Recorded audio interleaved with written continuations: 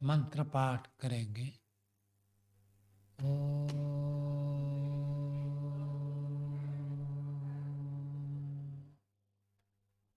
सहना भवतु सहनौ भुनक्तु सह वीर्यं करवावहै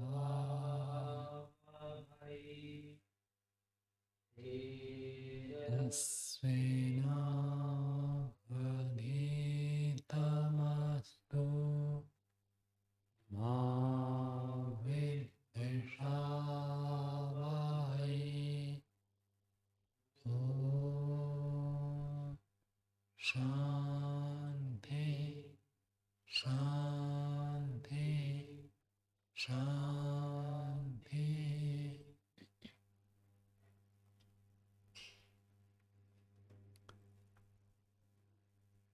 हमारा प्रकरण चल रहा है विषय अर्थ, आत्मा शरीर इंद्रिय अर्थ।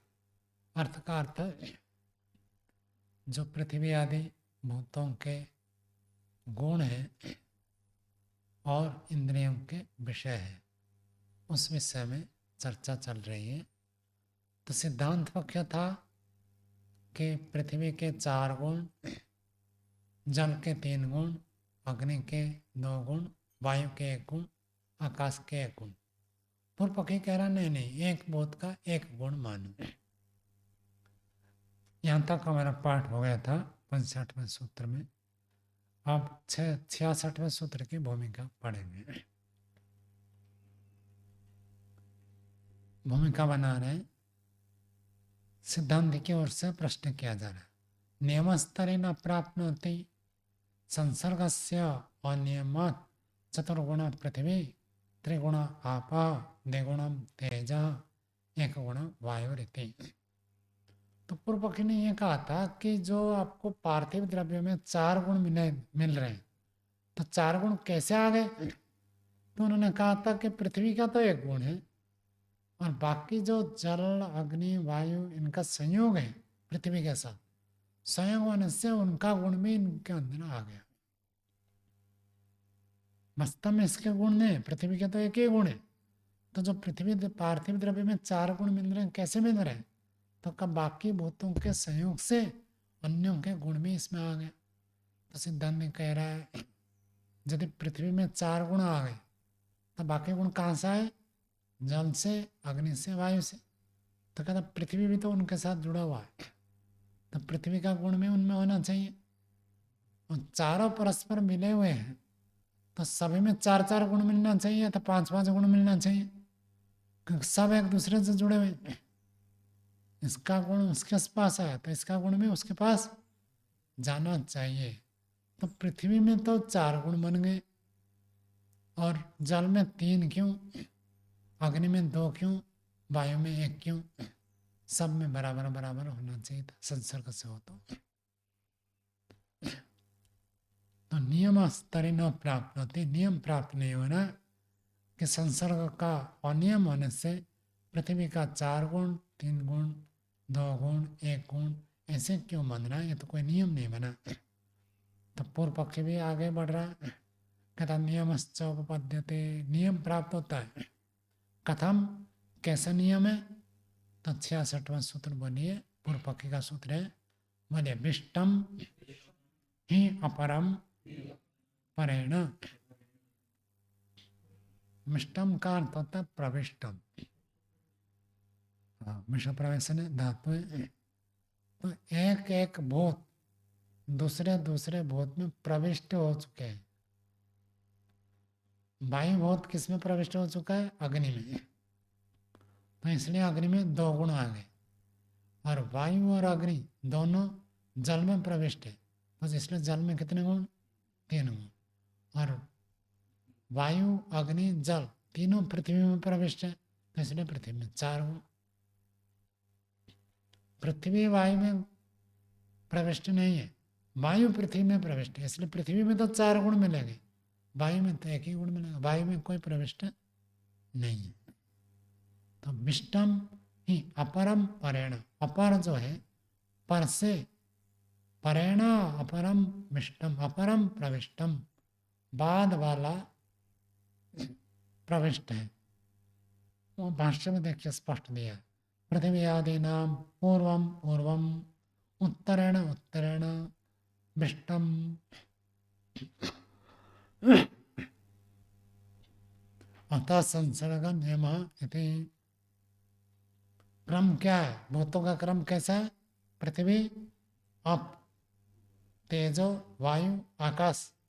तो पहला जो है पृथ्वी, पृथ्वी कहेंगे पूर्व, उत्तरेण मान माले के द्वारा प्रविष्ट हुआ। कौन प्रविष्ट हो चुका है? पृथ्वी। किसके द्वारा? बाद बाद बालों के द्वारा प्रविष्ट है। तो पृथ्वी के बाद में जो तीन है वो तीनों पृथ्वी में प्रविष्ट है। और पृथ्वी के बाद जल आ गया, तो जल में तो बाद वाला तो प्रविष्ट है, पूर्व वाला प्रविष्ट नहीं होगा। तो इसलिए पृथ्वी का गुण जल में नहीं आया, लेकिन जल का गुण पृथ्वी में आएगा। ये बात समझ में आई? पूर्व पक्षी क्या कह रहा है उस स्थिति में सोचना पड़ेगा हमको। सिद्धांत पक्ष तो आगे आएगा, लेकिन पूर्व पक्षी ऐसे कह रहा, तच्च एतत् भूत सृष्टौ वेदितव्यम न एतर्हि। और ये जो बात है भूत सृष्टौ, भूत सृष्टौ, ये जो जगत की रचना हुई थी उसी समय एक भूत दूसरे के अंदर घुस गए थे, अभी नहीं घुस रहे। जब सृष्टि बनी, बनते समय ही पहले ईश्वर ने क्या बनाया? आकाश। अब कहेंगे आकाश को कैसे बनाया? कैसे? उपनिषद में आगे पढ़ेंगे आप। सब 17 स्तंभ फैले हुए थे, उनको सबको इकट्ठा कर दिया। तो इकट्ठा कर दिया मतलब अब एक तो का घर का निर्माण करना, और घर में बहुत सारे सामान बनाए, सब सामान पूरे कमरे में फैला हुआ, कमरे को एक तरफ आपने कर दिया, क्या उत्पन्न हो गया? खाली स्थान हो गया। तो उसको कहते हैं आकाश की उत्पत्ति। सत्यार्थ प्रकाश में लिखा है। तो उसके बाद फिर वायु को बनाया। तब जब वायु के बनाया, वायु के बाद फिर किसको बनाया? अग्नि को बनाया। तो वायु सूक्ष्म है, अग्नि उससे स्थूल है, तो स्थूल के अंदर सूक्ष्म प्रविष्ट हो गया, ऐसे मानता है पूर्व पक्षी। जब अग्नि की उत्पत्ति हुई, अग्नि के पहले वायु उत्पन्न हो गई, तो वायु अग्नि में प्रविष्ट हो गया, और अग्नि जल में, और जल पृथ्वी में, सब एक दूसरे में प्रविष्ट हो गए सृष्टि के आरंभ में। अग्नि प्रविष्ट है, क्यों? संसर्ग मानने तो दोष आ गया ना, इसलिए क्या प्रविष्ट हो गए। 67वां सूत्र सिद्धांति का सूत्र बोलिए, न पार्थिवाप्यय प्रत्यक्षत्वात्। सिद्धांत कह रहे हैं आपकी बात ठीक नहीं है। क्यों ठीक नहीं है? पार्थिव और आप्यय हो, पार्थिव द्रव्य और जलीय द्रव्यों का प्रत्यक्ष होने से, मतलब पार्थिव द्रव्य और जलीय द्रव्य में अनेक गुण आपको उपलब्ध प्रत्यक्ष देखने को मिलते हैं, तो इसलिए प्रविष्ट नहीं मान सकते। ये तो भाष्यकार तो बहुत विस्तार से समझाएंगे। अब मोटे रूप से ऐसे समझिए, पृथ्वी का रूप गुण है, तो पृथ्वी में जो रूप गुण दिखाई दे रहा, ये अग्नि का रूप गुण ही दिखाई दे रहा है या अग्नि से भिन्न गुण दिखाई देता? भिन्न गुण दिखाई देता है। ऐसे जल में जो रूप गुण है, वो जल के रूप गुण अग्नि का रूप गुण दिखाई देता है या अग्नि से अलग है? अलग गुण है। अग्नि का रूप गुण अलग है, जल और पृथ्वी का रूप गुण तो अलग है, तो प्रत्यक्ष हम कैसे दिखाई देता है? और भी बातें बताएंगे। तो पृथ्वी में कितने प्रकार के कलर है? बहुत सारे हैं। अग्नि में तो ऐसे रूप नहीं है। और पृथ्वी में रस कितने प्रकार है? बहुत प्रकार है। यानी जल के प्रविष्ट से होता है, तो जल में जो रूप टेस्ट है वही तो मिलेगा। जल में जैसा रस है, जल के कारण से यदि रस है तो वही रस आएगा। लेकिन पृथ्वी तो तरह तरह के रस मिलते हैं हमको। प्रसिद्ध तो षड रस है, मधुर अम्ल लवण कटु कषाय तिक्त, कटु तिक्त कषाय, तो ये तो प्रसिद्ध है।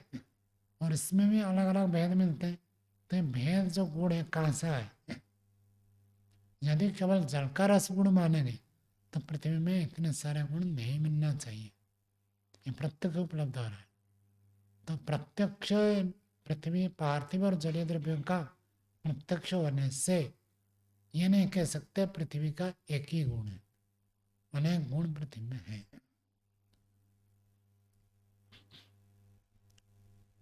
न त्रिसूत्रिम प्रत्यचष्टे न, ये जो निषेध है ये त्रिसूत्रिम पीछे के 3 सूत्र के खंडन करता है। 64, 65, 66 इन 3 सूत्रों को न शब्द निषेध करता है। अकस्मात क्यों तीनों सूत्र गलत है? तो आगे कह रहे हैं पार्थिवस्य द्रव्यस्य आप्यस्य च प्रत्यक्षत्वात्, सूत्र की बात को ये रखा, उसके आगे व्याख्या करें। महति अनेक द्रव्यत्वात् रूपाच्च रूपोपलब्धि, ये वैश्विक दर्शन का सूत्र है। वैश्विक में बताया महत् परिमाण हो एक बात, अनेक द्रव्य उसके अवयव में हो दूसरी बात, और रूप संस्कार हो तो उसकी उपलब्धि होती है, ज्ञान होता है। इति तेजसम एवं द्रव्यम प्रत्यक्षम स्यात् न पार्थिवम आप्यम वा रूपाभावात्। सिद्धांति कह रहा कि यदि आप कहोगे कि एक भूत का एक ही गुण है तो केवल तेजस द्रव्य ही आपको दिखना चाहिए, पार्थिव और जलीय द्रव्य नहीं दिखना चाहिए। क्यों नहीं दिखना चाहिए? तो उसका कारण रूप संस्कार मुख्य कारण है। पीछे भी चर्चा हुई थी, क्या बात बताए थे कि रूप संस्कार होगा तभी दिखाई देगा, रूप संस्कार नहीं है तो दिखाई नहीं देगा। भले वो महत् परिमाण हो, भले उसके अलग अलग अवयव हो, जब तक रूप संस्कार नहीं है तब तक रूप दिखाई नहीं देगा। पूर्व पक्षी की मान्यता क्या है? एक भूत का एक गुण, एक भूत का एक गुण, तो रूप संस्कार कौन से भूत में मानेगा? अग्निभूत में मानेगा। अन्य भूतों में तो रूप संस्कार मान नहीं सकता। जब एक भूत का एक गुण है तो रूप संस्कार केवल अग्निभूत का है, तो केवल अग्नि का ही प्रत्यक्ष होना चाहिए। जल और पृथ्वी द्रव्य का प्रत्यक्ष आंख से दिखना नहीं होना चाहिए, क्योंकि रूप संस्कार आप नहीं मान रहे इनमें। ठीक है, पंक्ति लग गई। तेजसम एवं द्रव्यम प्रत्यक्षम साथ न पार्थिवाप्यो रूप संस्कार अभावत, रूपाभावत का अर्थ रूप संस्कार का अभाव होने से। आगे कहते हैं तेजस अभाव पार्थिवाप्यो प्रत्यक्षत्वात्, लेकिन ये तो हमको प्रत्यक्ष दिख ही रहे। जैसे अग्नि को हम आंख से देखते हैं, पृथ्वी को भी आंख से देखते हैं, जल को भी आंख से देखते हैं। न संसर्गात अनेक गुण ग्रहणम भूतानाम यदि, संसर्ग से अनेक भूतों का ग्रहण होता है, भूतों के संसर्ग से अनेक गुण ग्रहण होते हैं। ये बात तो खंडित हो चुकी है। कैसे खंडित हुआ?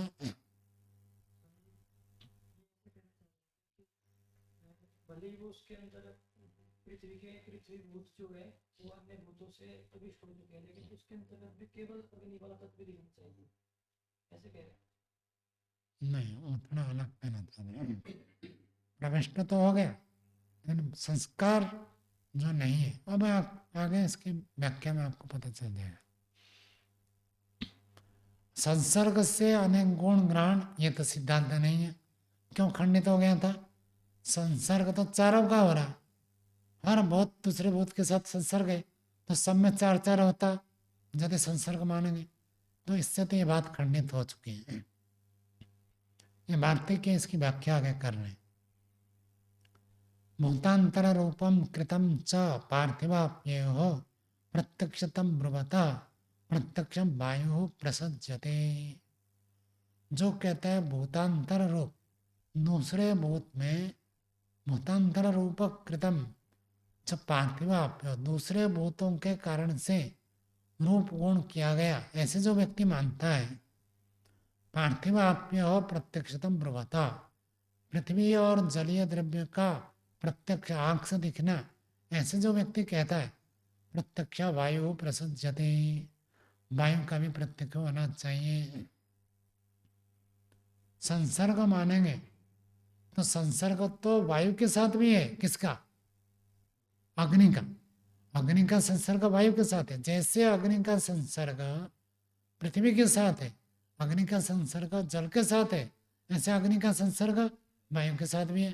तो वायु भी प्रत्यक्ष दिखना चाहिए यदि आप संसर्ग से मानोगे तो। नियम एवं कारणम उच्चताम, और यदि कहोगे नहीं, पृथ्वी जल में तो रूप आ जाएगा, वायु में रूप नहीं आएगा, भले संसर्ग रूप नहीं आएगा। कारणम उच्चताम क्या अर्थ है? कारण आपको बताना चाहिए। क्यों? कहने मात्र से नहीं होगा, कारण बताओ, किस कारण से वायु में रूप नहीं आएगा? क्या देखो, दो बात। पहली बात बताया विष्टम की बात को, तो उन्होंने कह दिया पार्थिव और द्रव्य का प्रत्यक्ष। तीन सूत्रों की चर्चा चल रही ना, तो पीछे की जो संसर्ग वाली बात थी, संसर्ग का उत्तर दे रहे हैं। विष्टम का आगे आएगा। मार्तिक में बताया ना, न संसर्गात अनेक गुण ग्रहणम भूतानम, संसर्ग से अनेक भूतों का, अनेक गुणों का ग्रहण ऐसे नहीं मान सकते हैं। क्यों नहीं मान सकते? क्या जैसे संसर्ग मानेंगे तो वायु में भी प्राप्त होगा, और यदि कहोगे नहीं वायु में रूप नहीं आएगा, पृथ्वी और जल में रूप आ जाएगा, तो कारणम उच्चतम, कारण बताओ।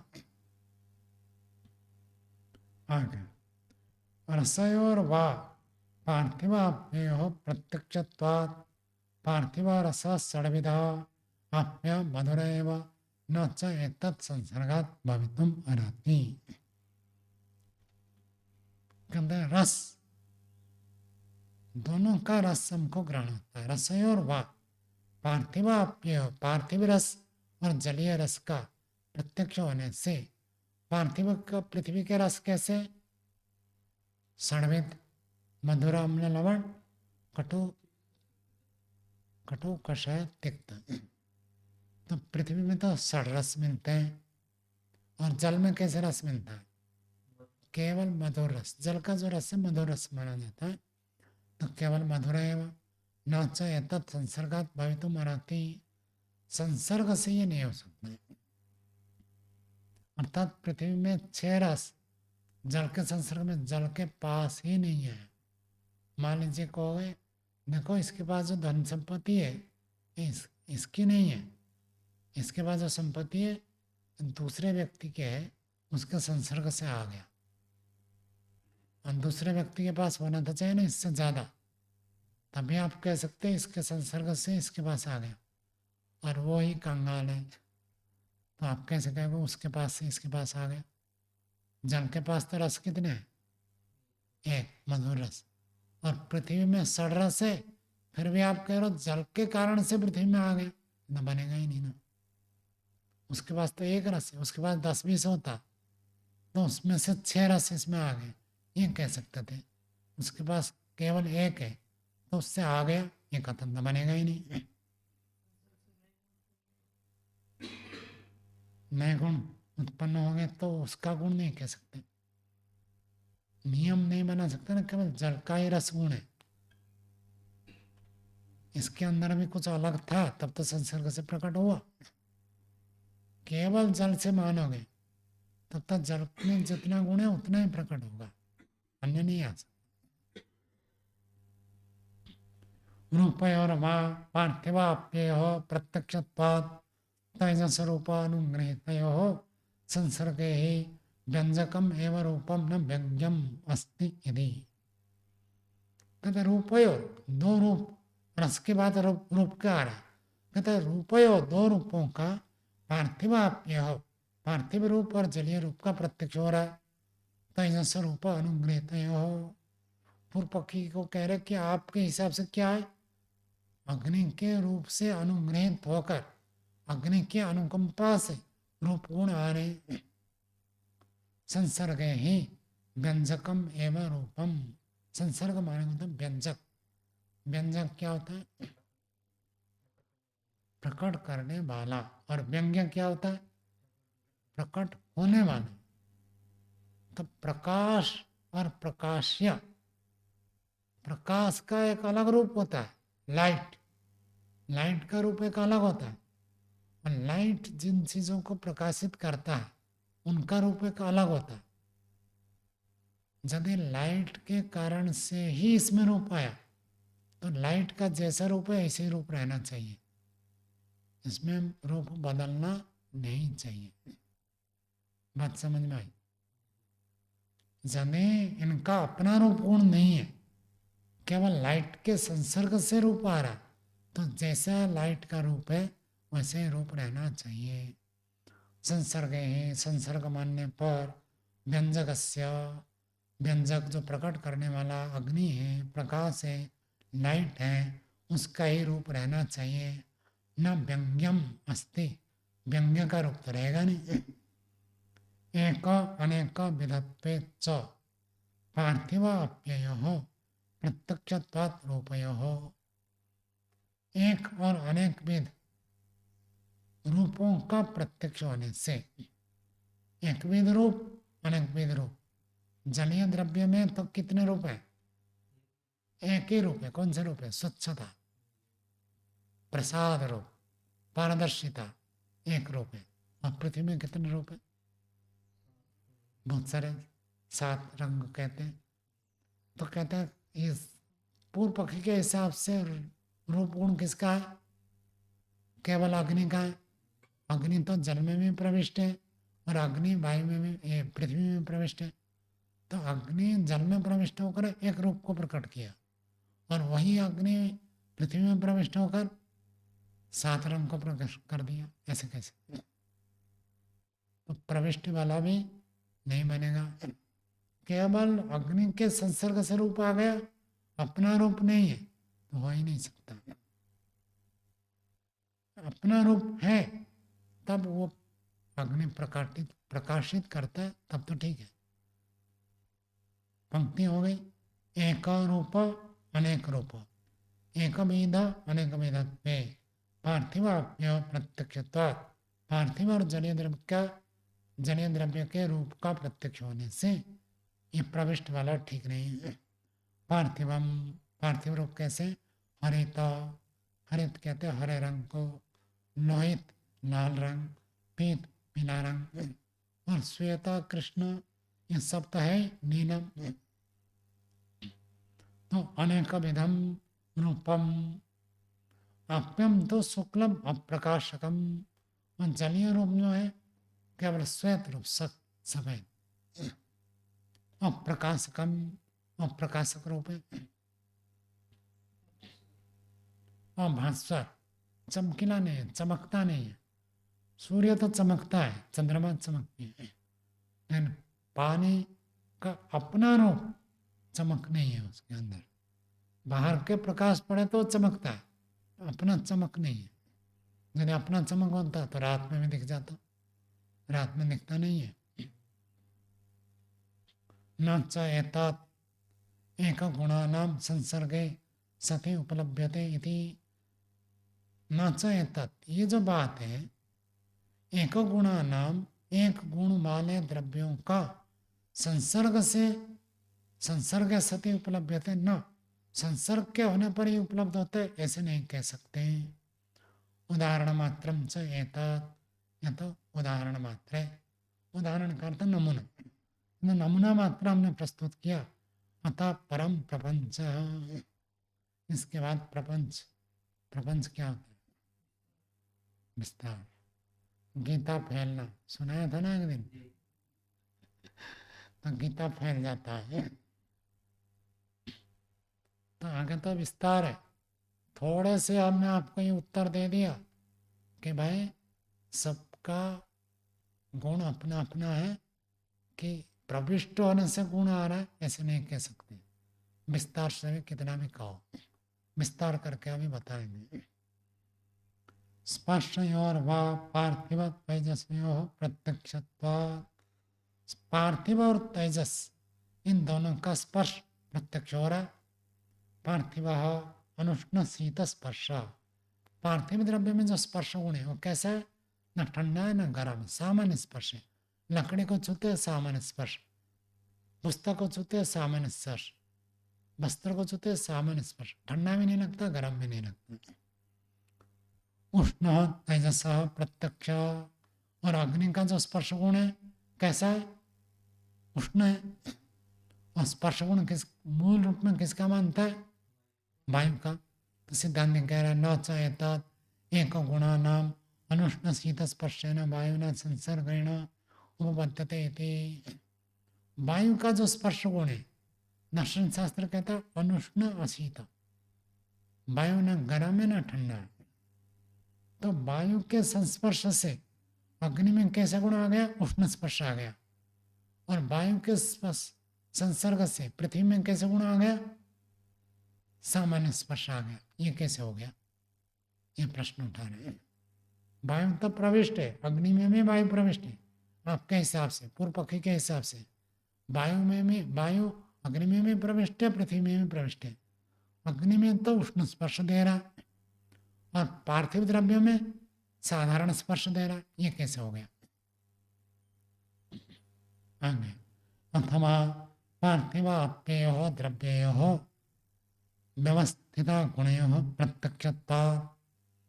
अथवा और एक उदाहरण देकर बता रहे, पार्थिव आप्य, पार्थिव द्रव्य जलीय द्रव्य, दोनों द्रव्यों का व्यवस्थित गुणयोः, गुण व्यवस्थित हमको प्रत्यक्ष रूप से मिल रहे हैं। कैसे? चतुर्गुणम पार्थिवम द्रव्यम। हलवा का मैंने उदाहरण दिया, 4 गुण उसमें आपको स्पष्ट मिल रहा है, पार्थिव द्रव्य है। त्रिगुणम आप्यम प्रत्यक्षम, जल में 3 गुण ये प्रत्यक्ष मिलते हैं। रस भी है, रूप भी है, स्पर्श भी है। 3 गुण वाला जलीय द्रव्य प्रत्यक्ष होता है। तेन तत्कारणम अनुमीयते तथा भूतम इति। तेन इस हेतु से तत्कारणम उनका जो कारण है, तथा भूतम अनुमीयतम जैसा उनका स्वरूप है ऐसे समझना चाहिए। मूल रूप में क्या कहना चाहते हैं? न्याय दर्शन का सिद्धांत क्या है? कोई पूछे तो आपको ये बताना पड़ेगा, पृथ्वी के जो परमाणु है उसी में ही 4 गुण है। मुख्य गुण गंध है, 3 गुण गौण है।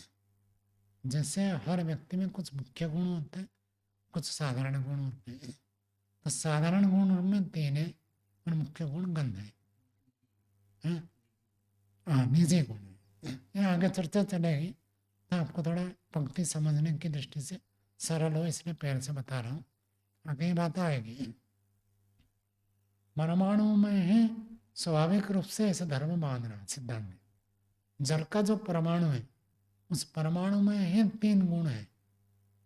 रस गुण प्रमुख है, बाकी 2 गुण गौण है। अग्नि के परमाणु में ही 2 गुण है, वायु के परमाणु में 1 गुण है, आकाश का तो परमाणु है नहीं। तत्कारण उनका जो कारण है परमाणु है उसी में तथा भूतम ऐसे स्वरूप ही अनुमान किया जाता है। तस्य कार्यम लिंगम, कार्य उसका लिंग है। कैसे पता चलता है कि उसमें ये गुण है? सूजी से हलवा बनाएंगे तो आपको खुरदरे लगते हैं, और आटे से बनेंगे मुलायम लगेगा, और मैदा से बनेगा तो और बनेगा मुलायम। तो आटे से रोटी बने, मोटे आटे से रोटी बनाते तो अलग लगता है, आटे से बनाएंगे मैदे से बनाएंगे अलग अलग पता चल जाता है। तो कार्यम लिंगम, कार्य उसका लिंग हो जाता है। कारणाभाव ही कार्याभाव, कारण का अभाव होने से कार्याभाव है। कारण में गुण नहीं रहेगा तो कारण कार्य में भी नहीं आएगा। एवं तेजस वायव्य यो द्रव्य प्रत्यक्षत्वात् गुण व्यवस्थायाः तत्कारण द्रव्ये व्यवस्था अनुमानम इति।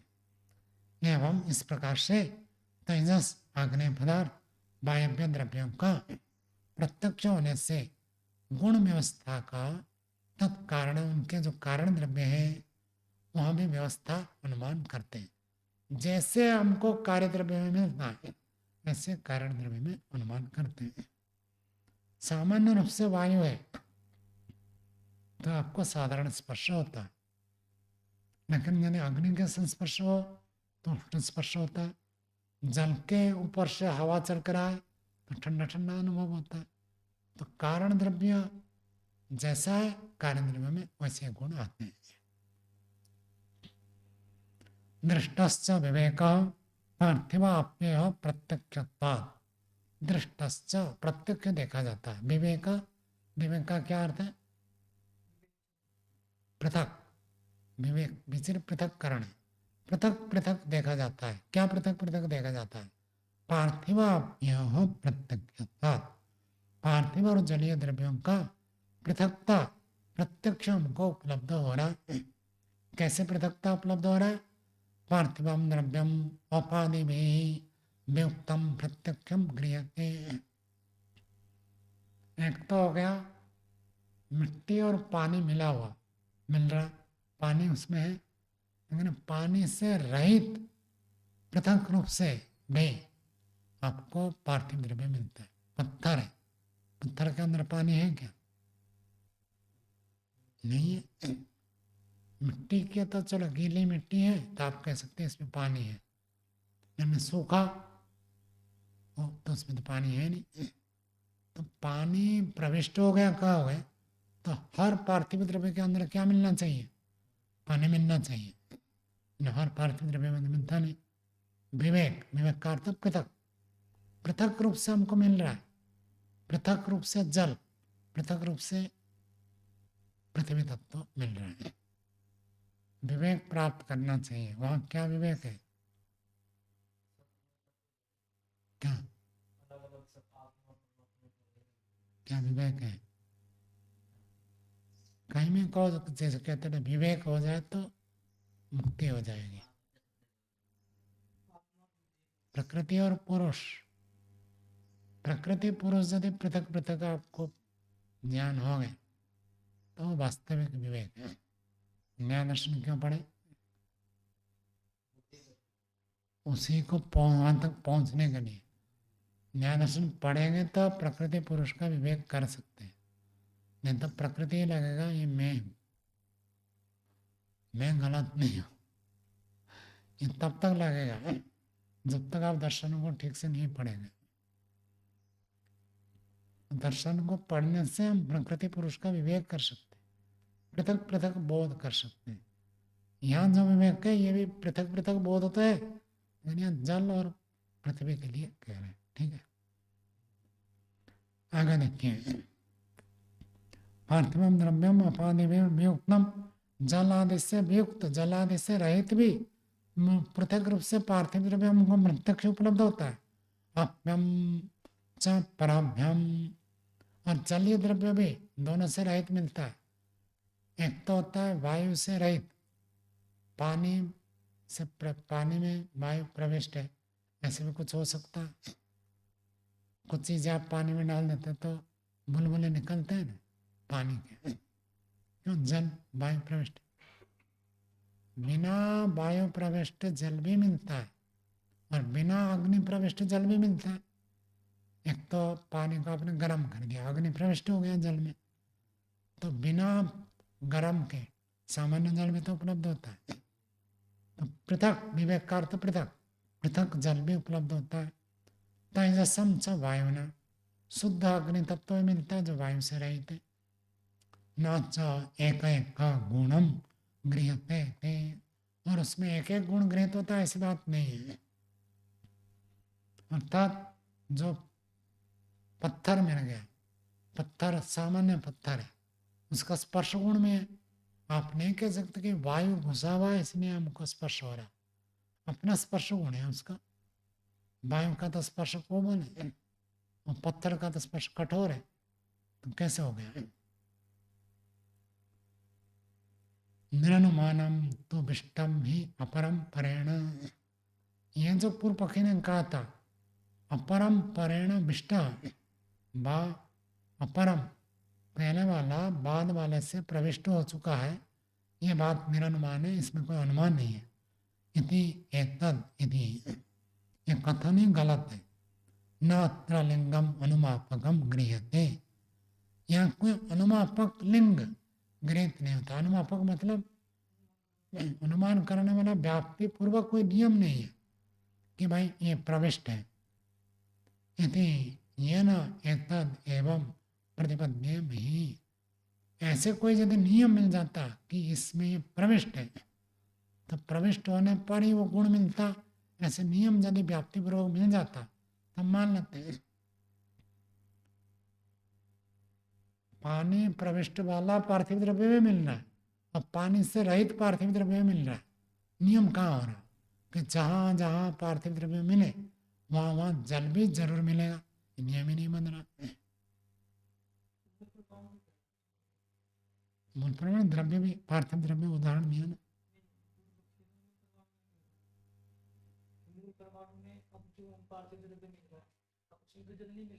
देखो पार्थिव और पृथ्वी, पृथ्वी परमाणु कहेंगे तो परमाणु नहीं सकते। जब पार्थिव कहते हैं पृथ्वी से बने हुए कार्य द्रव्य लेना पड़ेगा।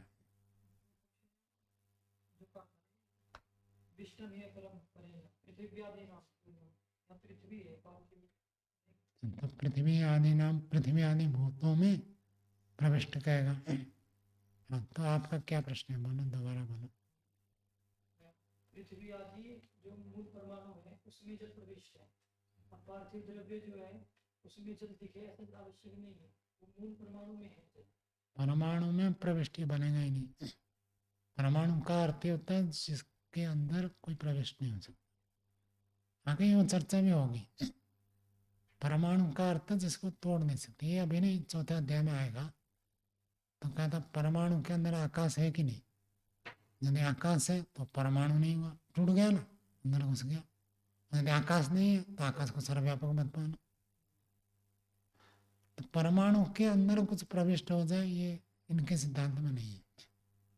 न्याय वैसे से कैसे मानते हैं, परमाणु मतलब सबसे छोटा, उसको और तोड़ नहीं सकते, तो उसके अंदर प्रविष्ट की तो बात ही नहीं बनेगी।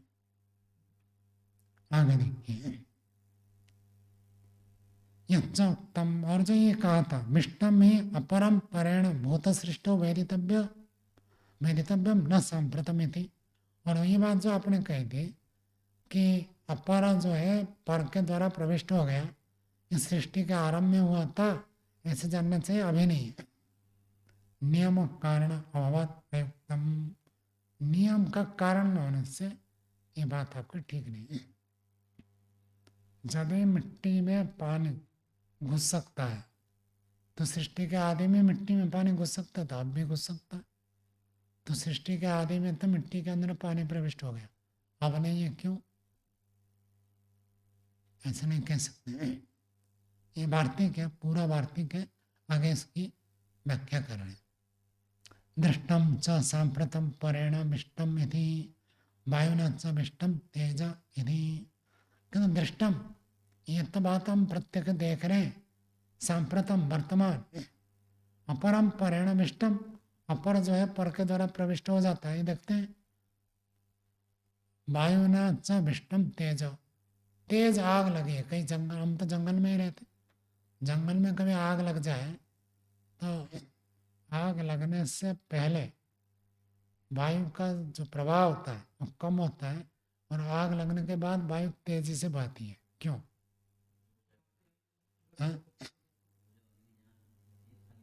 हाँ, जब वहाँ अग्नि प्रज्वलित हो जाए तो वायु शुष्क हो जाने से हल्का हो जाता है, और शुष्क वायु हल्का होने से ऊपर उठ जाता है। तो पास का वायु कैसे भारी है, जो वायु शीतल है वो भारी है, तो वो स्थान पूर्ण करने के लिए आ जाता है, तो फिर तेजी से हवा चलती है। तो वायु तो अग्नि में प्रविष्ट होता है, वर्तमान में हम देखते हैं, ये कह रहा सिद्धांत। तो सृष्टि के आदि में हुआ था, अब नहीं, ये क्या बात है? मिष्टत्वम संयोग च स द्वयोः समानः वायुना च मिष्टत्वात् स्पर्शवत् तेज न तु तेजसा मिष्टत्वात् रूपवान वायुरिति। विष्टत्वम संयोग, विष्टत्वम का अर्थ प्रविष्ट, प्रविष्ट का अर्थ क्या है? एक के अंदर दूसरा घुस जाना। तो एक के अंदर जो दूसरा घुसना, तो दोनों में दोनों हो रहा है। वायु के अंदर भी अग्नि प्रविष्ट हो रही है और अग्नि के अंदर भी वायु प्रविष्ट हो रही है। यज्ञशाला में अग्नि प्रज्वलित न होने से क्या करता है? पंखा करते तो अग्नि के पास आप वायु को भेजते, देखो जले। और अग्नि कहाँ पर प्रज्वलित हो रही? वायुमंडल में ही तो है। तो वायु के अंदर अग्नि, अग्नि के अंदर वायु, दोनों दोनों के साथ संयोग है। मिष्टत्वम संयोग सद्वयो समान, दोनों का समान है। वायु न मिष्टत्व, और वायु के द्वारा अग्नि प्रविष्ट हो गया, अर्थात अग्नि के अंदर वायु प्रविष्ट हो गया, तो स्पर्शवा तेज, अग्नि में स्पर्श गुण आ गए। न तो तेजसा, और अग्नि द्वारा मिष्टत्व प्रविष्ट होने से वायु में रूप गुण नहीं आया। ये क्यों? अग्नि तो वायुमंडल में है ना, तो अग्नि वायु में प्रविष्ट है। अग्नि का गुण क्या? रूप। तो वायु में भी रूप गुण आना चाहिए। यदि वायु के कारण से स्पर्श गुण अग्नि में आ गया, तो अग्नि के कारण से उसमें चाहिए।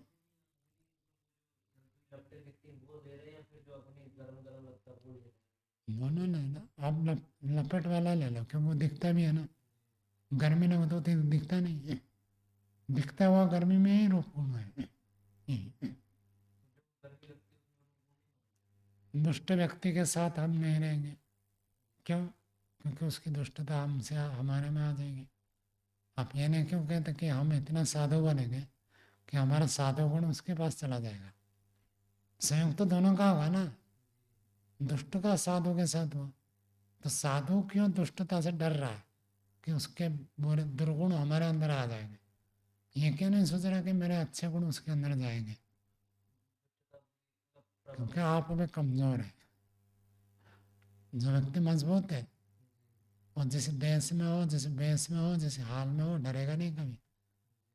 कहा किसी भी स्थिति में पतित नहीं होगा, चाहे कुछ भी स्थिति हो जाए, पतित तो नहीं होगा। दूसरे व्यक्ति को सुधार कर दूंगा। मैं अपने विषय में पक्का हूँ।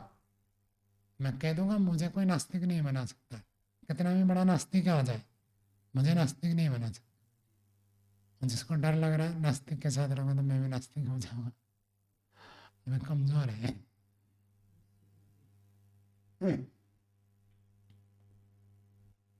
तो ये नियम बताओ क्यों नहीं होता? रूपमान वायु क्यों नहीं होता? यदि नियम कारणम नास्ति, कोई नियम आप नहीं बता सकते किस कारण से वायु में तो रूप गुण नहीं आएगा, लेकिन वायु का स्पर्श गुण अग्नि में आ जाएगा। कोई नियम नहीं है। दृष्टम च तेजसेन स्पर्शेन वायव्यस्य स्पर्शस्य अभिभवात् अग्रहणम इति। दृष्टम चौरी देखा गया है। तेजसेन, अग्नि की, तेजसेन स्पर्शेन वायव्यस्य, अग्नि के गरम गरम स्पर्श से, वायव्यस्य स्पर्शस्य, वायु के जो स्पर्श है अभिभाव हो जाता है। अग्रहणम इति, उसका ग्रहण नहीं होता है। क्या कह रहा पंक्ति सुनो। वायु का स्पर्श कैसे? सामान्य, जैसे अभी हमको वायु का स्पर्श हो रहा, वायु का स्पर्श कैसे? साधारण है ना, आपको अभी ठंड लग रही है ना गर्मी लग रही है। लेकिन जैसे ही हम अग्नि प्रज्वलित करते हैं, तो अग्नि का जो गर्म स्पर्श है वो वायु में प्रविष्ट होता है। सिद्धांति कह रहा आप उल्टे पाठ पढ़ा रहे हो। वायु अग्नि के अंदर प्रविष्ट है कह रहे हो, अग्नि वायु के अंदर प्रविष्ट हो रहा है। अभी वायु आपको कैसे लग रहा है? सामान्य, साधारण, ना ठंडा ना गर्म। जैसे हम यज्ञ करते हैं, अग्नि प्रज्वलित करते हैं, वायुमंडल गर्म हो जाता है। तो वायुमंडल में जो गर्म स्पर्श आया, ये कहाँ से आया? अग्नि से। तो वायु का स्पर्श अग्नि में प्रविष्ट हो रहा है या अग्नि का स्पर्श वायु में आ रहा है? अग्नि का वायु में आ रहा है। तो तेजसेन स्पर्शेन, अग्नि के स्पर्श से वायव्य से, वायव्य द्रव्य का स्पर्श गुण का अभिभाव हो जाता है। सामान्य जो वायु का साधारण स्पर्श था, वो दब गया, अब गरम गरम स्पर्श हो रहा है, वायु का स्पर्श गुण तो दब गया, अग्नि का स्पर्श गुण उभर कर आ गए। तो अग्नि में वायु स्पर्श गुण को प्रकट करता है, ये नहीं, अग्नि का स्पर्श गुण वायु के स्पर्श गुण को दबाता है। न च तेनैव तस्य अभिभवम् इति।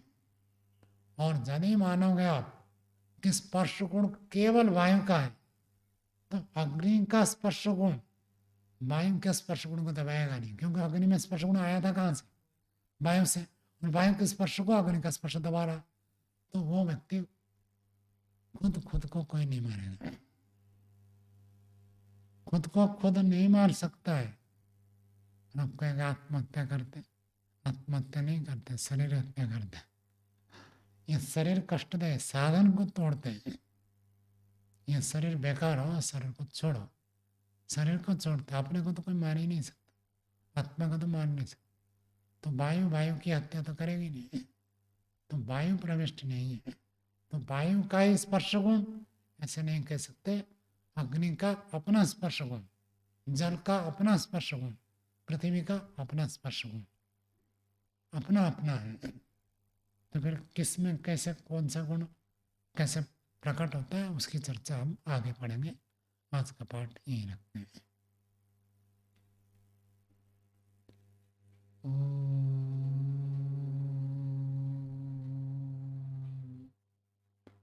शांति शांति शांति।